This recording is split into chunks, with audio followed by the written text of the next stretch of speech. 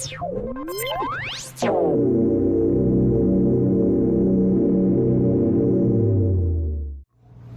what's up, social media? We're going to talk a little bit about your stool and what's good for your health. It's not a very fun topic, granted, but it's very important to understand that the gut is the second brain of the body, so it is kind of important to understand all of the health parts that are containing to this. So for the first, we're going to talk a little bit about consistency. Your stool should be kind of like shaped like a banana. It shouldn't be really hard to get out, and it also shouldn't look like rabbit pellets.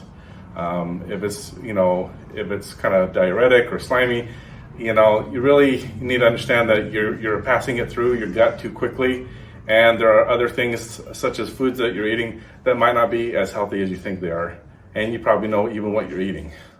So for some people it might be like hot foods or dairy products, and you know exactly what triggers certain parts of your body to push it through quicker.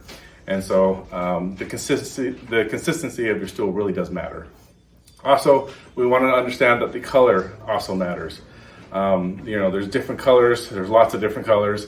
For example, black might mean that you have a little bit too much blood in your stool, and that what might be of concern, and you might want to take that up with your GP.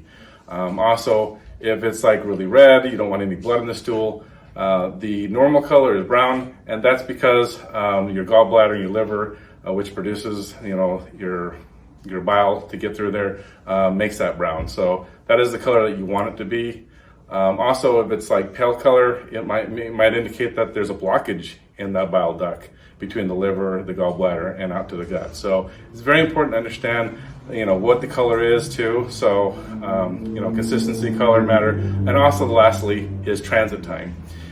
You don't want to be sitting there 2, 3, 4 days at a time, waiting to go to pass the stool, because that's in there way too long.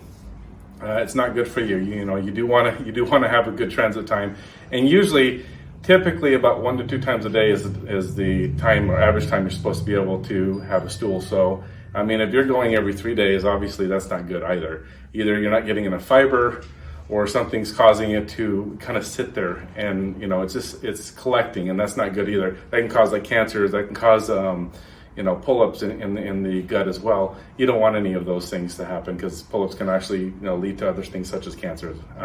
So it's very important to understand what it is, what it looks like, what color it is, and just be mindful of that. If you have several days where it's really loose, try and pinpoint that. And if it stays loose, you do want to have a consultation with your GP. Chiropractor might be able to give you some health advice as well. But again, if there's blood in there, if there's other things, we're going to still be referring out for that. It's very important to understand this. So, keep following us. We're going to give you a lot more health tips. Take care, guys.